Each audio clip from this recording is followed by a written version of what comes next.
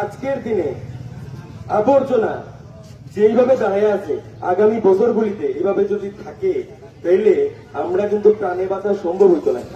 কারণ শুধু চোখের দৃষ্টিতে স্বচ্ছতা, এটাই স্বচ্ছতা নয়।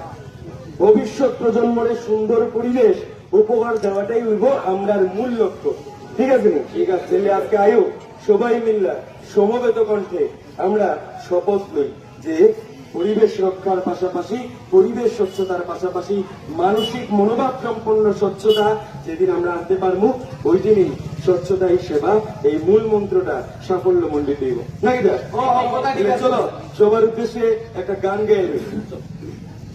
তোমার বাড়ির আবর্জনা ফেলবে তুমি ডাস্টবিনে, এই কথাটি তুমি কেন বুঝো না? আরে এই কথাটি তুমি কেন বুঝো না?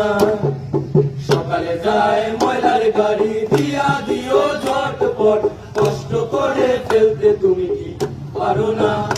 আরে কষ্ট করে ফেলতে তুমি কি পারো না?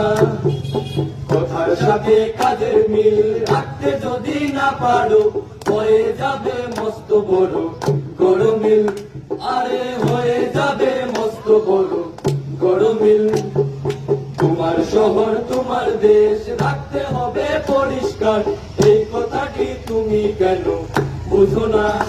আরে এই কথাটি তুমি কেন বুঝো না? স্বচ্ছতা হবে সেবার মন্ত্র, সবাই মিলে করতে পারি, সবাই মিলে করতে পারি। আসুন আমরা সবাই মিলে, আসুন আমরা সবাই মিলে